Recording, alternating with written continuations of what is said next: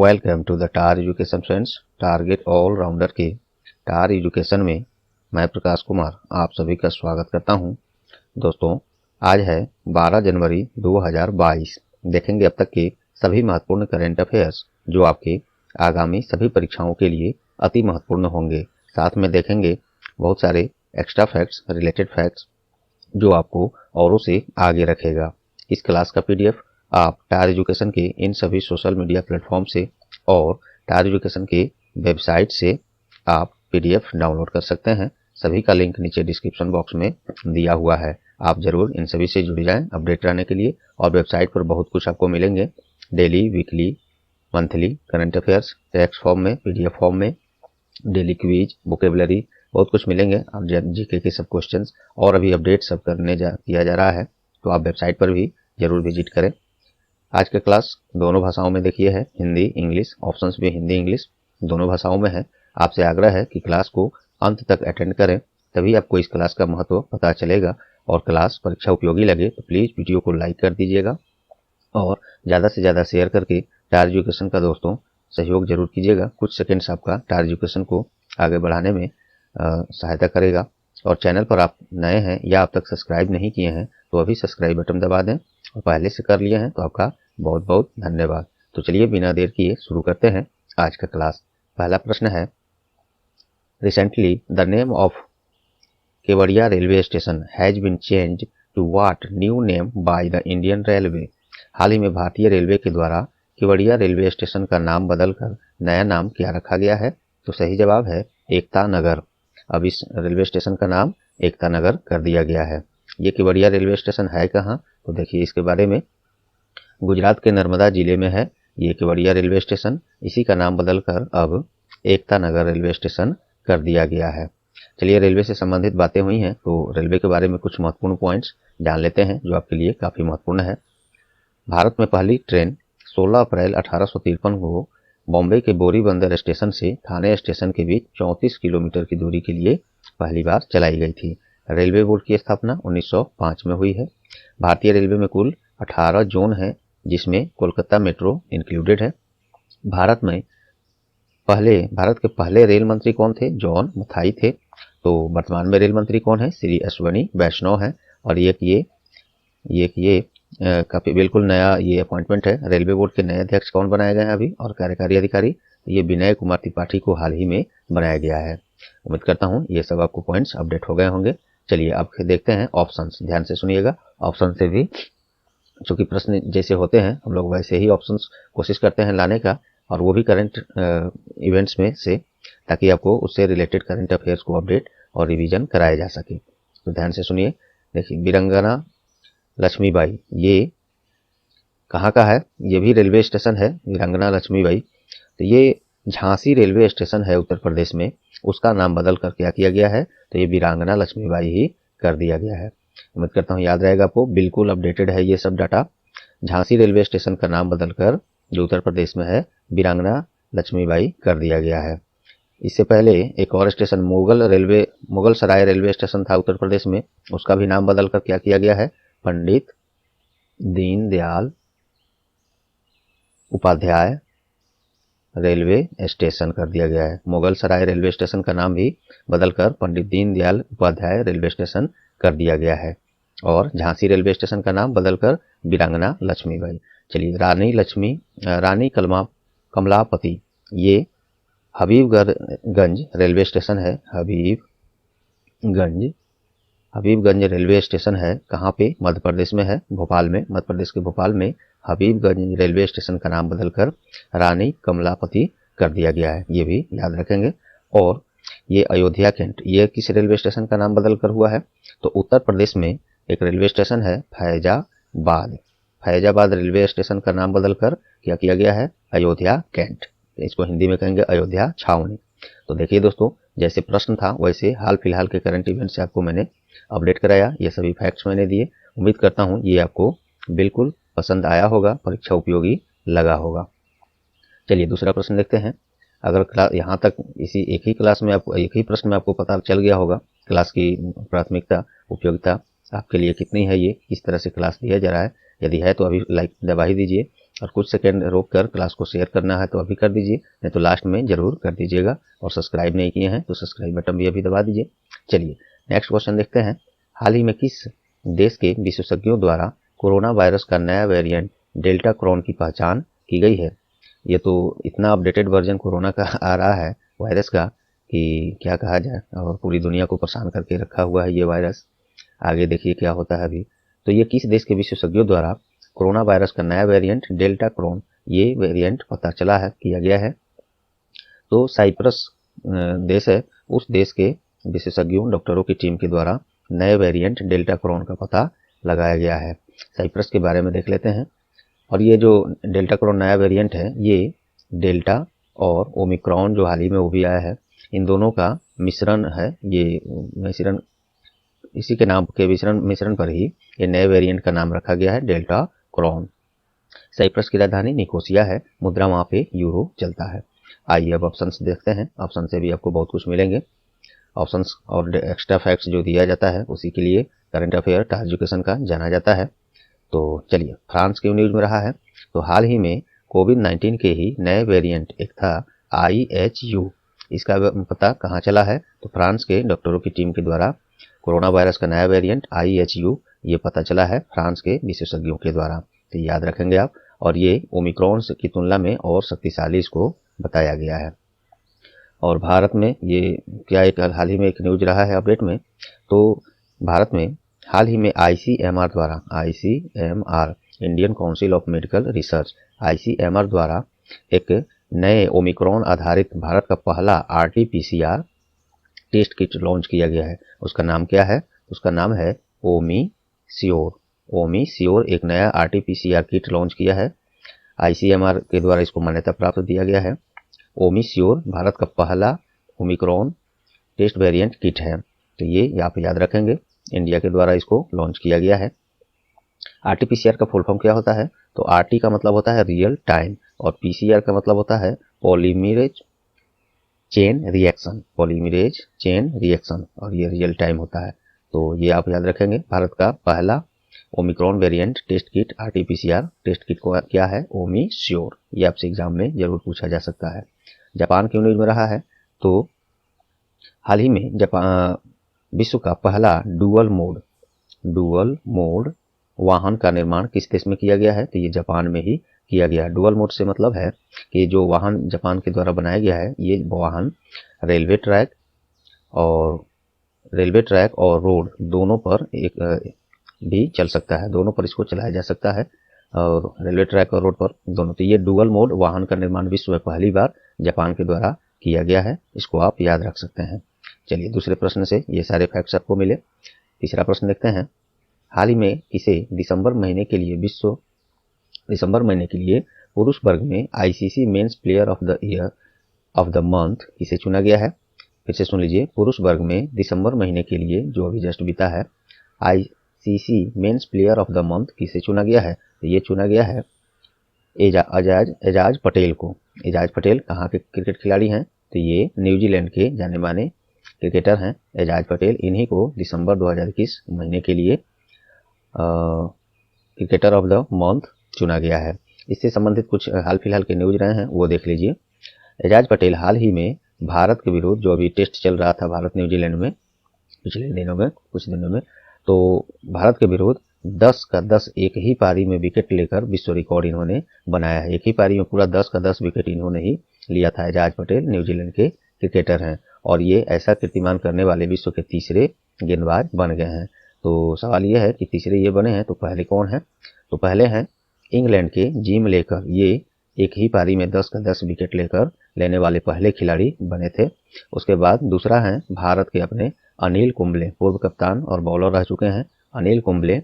ये भी 10 के 10 विकेट लेने वाले दूसरे क्रिकेटर हैं विश्व के, और तीसरा एजाज पटेल बन गए हैं। उम्मीद करता हूँ ये सब फैक्ट्स आप ध्यान रखेंगे। चलिए ICC के बारे में देख लेते हैं। ICC जो अंतर्राष्ट्रीय स्तर पर सभी क्रिकेट खेलों का आयोजन रेगुलेट यही करता है। ICC अर्थात इंटरनेशनल क्रिकेट काउंसिल, मुख्यालय इसका UAE के दुबई में है, और स्थापना इसका 15 जून 1909 में। चेयरमैन ग्रेग बार्कले हैं, और CEO जियोफ एलार्डिस हैं। और ये नए बने हैं जियोफ एलार्डिस। ये सब याद रखिएगा। चलिए ऑप्शन से देखते हैं अब क्या मिलता है हमको। भानुका राजपक्षे ये हाल ही में अंतर्राष्ट्रीय क्रिकेट से संन्यास का घोषणा किए हैं। किस देश के क्रिकेटर हैं ये? तो ये श्रीलंका के क्रिकेटर हैं, संन्यास का घोषणा किए हैं अंतर्राष्ट्रीय क्रिकेट से। मोहम्मद हाफिज इन्होंने भी अंतर्राष्ट्रीय क्रिकेट से हाल ही में संन्यास का घोषणा किया है। ये हैं कहाँ के? ये हैं पाकिस्तान के। चलिए, और रॉस टेलर भी हाल ही में अंतर्राष्ट्रीय क्रिकेट से संन्यास लेने का घोषणा किए हैं। ये कहाँ के हैं? तो ये हैं न्यूजीलैंड के।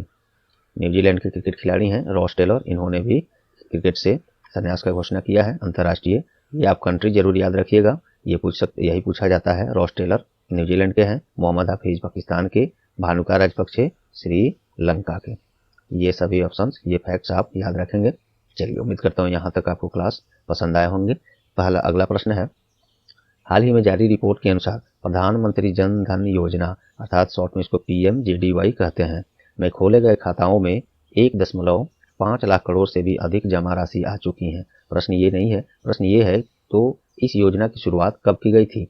मोस्ट इंपोर्टेंट है दोस्तों, आजकल परीक्षाओं में योजना का स्टार्टिंग ईयर बिल्कुल पूछा जा रहा है। ये आप ध्यान रखें, कुछ जो भी महत्वपूर्ण और लेटेस्ट या जो पुराने भी हैं इम्पोर्टेंट हैं उसको जरूर अब याद रखा कीजिए। अब ऐसे प्रश्न पूछे जा रहे हैं। तो प्रधानमंत्री जनधन योजना कब शुरू किया गया था? तो ये किया गया था 2014 में।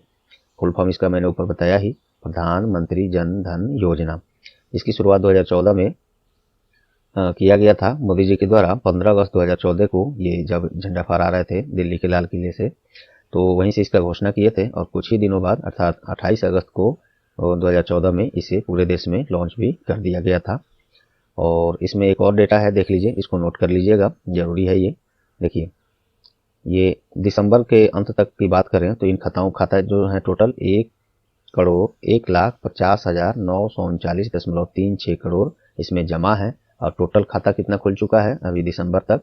44.23 करोड़ खाता इसमें खुल चुका है। और ये किस तरह का खाता है? तो ये वित्तीय समावेशन के लिए, वैसे वंचित वर्ग जो लोग बैंक का हाल चाल भी नहीं जानते थे उन लोगों को बचत करने की आदत डालने के लिए और बैंकिंग सेवाएं उनके पहुंच तक लाने के लिए ये प्रधानमंत्री जनधन योजना शुरू किया गया था। और इसमें बहुत ही आसान शर्तों पर, आसान कागजातों के साथ, कम से कम कागजातों के साथ खाता खोलने का सुविधा सरकार देती है। हाँ, वो खाताओं में थोड़ा सा लिमिटेशन होता है, लेकिन ये बहुत आसानी से उन लोगों के लिए सुविधा दिया जाता है जो लोग बैंकिंग से बहुत दूर थे, और वही बात इसमें मैंने दिया है। चलिए बाकी ऑप्शन देखते हैं। बाकी ऑप्शन से मैं आपको कुछ योजनाओं के बारे में अभी अपडेट करा देता हूँ। 2015 में उजाला योजना शुरू किया गया था। क्या होता है इसमें? तो इसमें इस योजना के तहत LED बल्ब का वितरण सरकार के द्वारा किया जाता है, जिससे कि ये जो 100 वाट वाला बल्ब होता है वो काफ़ी ज़्यादा ऊर्जा खर्च करता है। एक 100 वाट वाले बल्ब में जो LED बल्ब है उसमें कम से कम 5 से 6 बल्ब या मैक्सिमम 10 अगर वाट का है तो 10 बल्ब तक LED बल्ब जलाया जा सकता है। कहाँ 10, 5, 10 और ये कहाँ 1 बल्ब। तो ऊर्जा बचत करने के उद्देश्य से सरकार द्वारा ये LED बल्ब वितरण के लिए उजाला योजना शुरू किया गया था। कब? उजाला योजना बस याद रखिएगा कब शुरू किया गया है, 2015 में। 2019 में PM किसान योजना, जो आप लोग जानते हैं PM किसान, ये योजना का शुरुआत कब किया गया था? 2019 में। इसके अंतर्गत साल में 6,000 रुपये की राशि छोटे और मध्यम वर्ग के किसानों को प्रत्येक 4 महीने के अंतराल पर 2,000 रुपये करके दिया जाता है उनके खाते में डायरेक्ट। तो यह है PM किसान योजना, 2019 में शुरू किया गया। 2017 में क्या हुआ? कौन योजना है? तो ये एक योजना है सौभाग्य योजना, या स्कीम, यहाँ पे कुछ भी लिख सकते हैं। सौभाग्य योजना ये शुरुआत किया गया था 2017 में। इसमें क्या होता है? तो ये इसमें हर घर को बिजली उपलब्ध कराने का योजना है। किस योजना के अंतर्गत? सौभाग्य योजना 2017 में लॉन्च किया गया था। चलिए, तो ये सारे फैक्ट्स आपको चौथे प्रश्न से मिले। उम्मीद करता हूँ यहाँ तक आपको सभी चीज़ें पसंद आए होंगे और परीक्षा उपयोगी लगे होंगे। नेक्स्ट है, हाल ही में आयोजित इंडिया स्किल्स 2021 राष्ट्रीय प्रतियोगिता में किस राज्य ने शीर्ष स्थान हासिल किया है? तो ये किया है इसमें उड़ीसा राज्य। इंडिया स्किल्स 2021 हाल ही में इसमें लॉन्च जो किया गया है, इंडिया स्किल्स 2021 राष्ट्रीय प्रतियोगिता है ये। इसमें पहला स्थान उड़ीसा राज्य ने हासिल किया है। आइए इसमें कुछ और देख लेते हैं। इसमें उड़ीसा के 51 प्रतियोगियों के साथ ये पहले स्थान पर है, महाराष्ट्र 30 प्रतियोगियों के साथ दूसरे और केरल तीसरे स्थान पर है इंडिया स्किल्स 2021 राष्ट्रीय प्रतियोगिता में। उड़ीसा ने पहला स्थान हासिल किया है। उड़ीसा के बारे में जान लीजिए। राजधानी भुवनेश्वर है। स्थापना इसका 1 अप्रैल 1936 में। मुख्यमंत्री नवीन पटनायक हैं और राज्यपाल गणेशी लाल हैं। आइए ऑप्शन से बहुत कुछ यहाँ पे आपको मिलेगा लेटेस्ट न्यूज से संबंधित। चलिए, आंध्र प्रदेश, एक दो रोज की पहले की न्यूज है ये। किस लिए न्यूज में रहा है?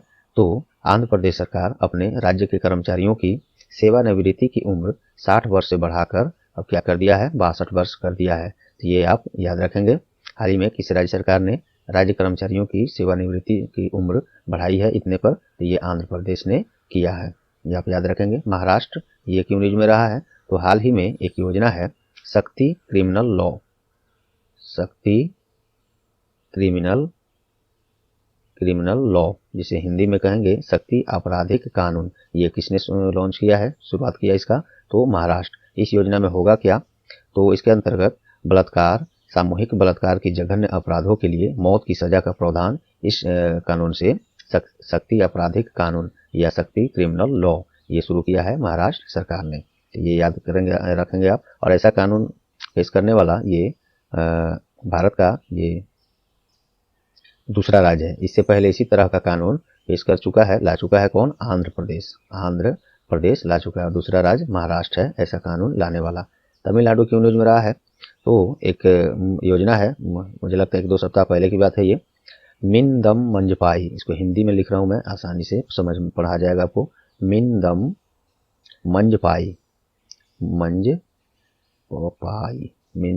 मंजपाई, ये योजना का शुरुआत किसने किया है? तमिलनाडु राज्य सरकार ने। इसमें क्या होगा? तो राज्य में कपड़े के थैलों का उपयोग को बढ़ावा दिया जाएगा और प्लास्टिक की थैलियों का उपयोग न करने के लिए सभी को जागरूक किया जाएगा।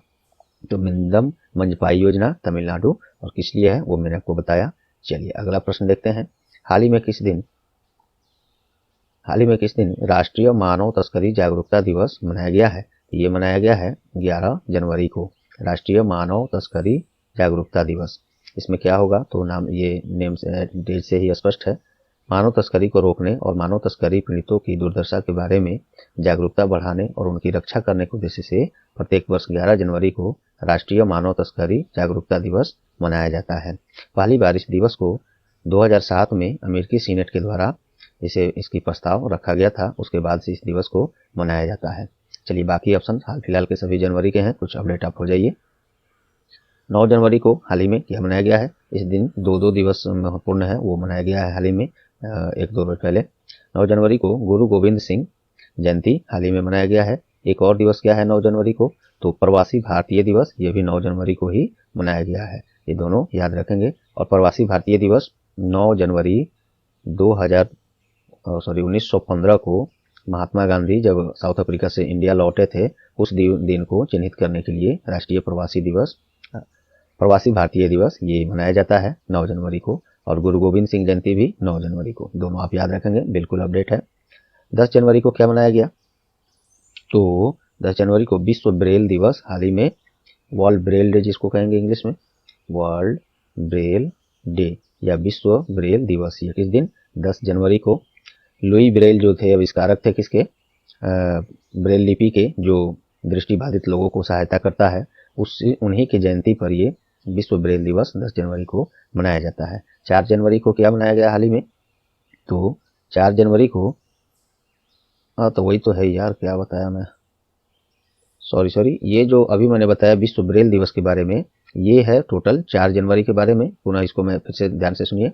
विश्व ब्रेल दिवस ये जो भी मैंने बताया ये 4 जनवरी को मनाया जाता है। 10 जनवरी को क्या मनाया जाता है? आप लोग को याद होगा अगर, तो विश्व हिंदी दिवस हाल ही में मनाया गया है। विश्व हिंदी दिवस, वर्ल्ड हिंदी डे, ये किस दिन मनाया गया है? तो 10 जनवरी को ये मनाया गया है। हिंदी भाषा को बढ़ावा देने के लिए विश्व स्तर पर विश्व हिंदी दिवस 10 जनवरी को मनाया गया है। तो ये आप याद रखेंगे। और 4 जनवरी वर्ल्ड ब्रेल डे अर्थात विश्व ब्रेल दिवस। चलिए आगे यहाँ से कुछ अभी काफ़ी महत्वपूर्ण प्रश्न हैं, लगे हुए हैं, लिस्टेड हैं। इसको हम लोग एक्स्ट्रा फैक्ट के साथ बिना एमसीक्यूज के देखते हैं। क्योंकि दोस्तों जितना एफर्ट लगा के क्लास आप लोग के लिए यहाँ तक आपको समझ में आ गया होगा, जो भी दिया गया आपको कंटेंट वो औरों से अलग है कि नहीं, कितना फ़ायदेमंद है आपके लिए, आपको समझ में आ गया होगा। और आप लोग लेकिन इतना रिक्वेस्ट के बाद भी क्लास को अपने जो भी आपकी पहुंच है जहां जहां वहां शेयर नहीं कर रहे हैं, और हम लोग का फैमिली उतना बढ़ नहीं रहा है, व्यूअर्स और सब्सक्राइबर बढ़ नहीं रहे हैं, जिससे कि हम लोग थोड़ा सा प्रोत्साहित हों और बेहतर करने के लिए। तो चलिए, उम्मीद करूंगा आगे से आप लोग सहायता करेंगे टार एजुकेशन का। चलिए, तो नेक्स्ट प्रश्न देखिए। क्वेश्चन, हाल ही में किसे पंजाब पुलिस के नए महानिदेशक के रूप में नियुक्त किया गया है? ये इंपॉर्टेंट है इसलिए दोस्तों, क्योंकि अभी हाल ही में न्यूज में आपने देखा, प्रधानमंत्री जब वहां गए थे कुछ योजना लॉन्च करने, तो वहां पे उनको रास्ते में सिक्योरिटी से रिलेटेड कुछ परेशानियों का सामना करना पड़ा। अब उसमें किसकी भूल है, ये तो कमेटी बैठी हुई है, जांच कर रही है। तो उस समय जो महानिदेशक थे उनको हटाकर नया महानिदेशक पंजाब का इसे बनाया गया, वीरेश कुमार भौरा। वीरेश कुमार भौरा पंजाब की राजधानी चंडीगढ़ है और मुख्यमंत्री चरणजीत सिंह चन्नी हैं, राज्यपाल बनवारी लाल पुरोहित हैं। चलिए अगला प्रश्न देखिए। हाल ही में किस राज्य सरकार के द्वारा सरकारी नौकरियों के लिए उम्र सीमा 32 से बढ़ाकर 38 वर्ष कर दिया गया है? ये राज्य स्तरीय परीक्षाओं में ये महत्वपूर्ण हो सकता है दोस्तों, अन्य में भी हो सकता है, लेकिन हाँ, राज्य स्तरीय परीक्षा जो इससे संबंधित है। तो किस राज्य सरकार ने राज्य में नौकरियों के लिए ऊपरी उम्र सीमा 32 वर्ष से बढ़ाकर 38 कर दिया है? तो उड़ीसा सरकार ने। उड़ीसा की राजधानी भुवनेश्वर है। स्थापना 1 अप्रैल 1936 को। मुख्यमंत्री नवीन पटनायक हैं और गवर्नर गणेशी लाल हैं। चलिए अगला प्रश्न देखिए। ये तो था कि उम्र सीमा ये नौकरियों के लिए बढ़ाया है उड़ीसा सरकार, 32 से बढ़ाकर 38 वर्ष कर दिया है। और राज्य कर्मचारियों की सेवानिवृत्ति की उम्र 60 से बढ़ाकर 62 वर्ष किया है। किसने? आंध्र प्रदेश सरकार ने। यह भी 1-2 रोज पहले की न्यूज है, पुनः मैं आपको बता दिया। हाल ही में कौन भारत का पहला वाटर मेट्रो प्रोजेक्ट वाला शहर बन गया है? तो ये कोची शहर जो है बन गया वाटर मेट्रो प्रोजेक्ट वाला शहर। वाटर मेट्रो प्रोजेक्ट से आप क्या समझते हैं? तो पानी में जैसे नाव चलता था, वो इसे जो चलता था वो अब इलेक्ट्रिकली चलेगा, इलेक्ट्रिक उपयोग करके चलाया जाएगा, और ऐसा अर्थात वाटर मेट्रो प्रोजेक्ट वाला शहर केरल का कोची शहर बन गया है। इसमें हाल ही में देखिए, कोचीन शिपयार्ड लिमिटेड के द्वारा निर्मित एक है मुजिरिस नाम से इलेक्ट्रिक बोट कोची में लॉन्च किया गया है। केरल की राजधानी तिरुवनंतपुरम है। पिनरई विजयन मुख्यमंत्री हैं। आरिफ मोहम्मद खान वहां के राज्यपाल हैं। अगला प्रश्न देखिए।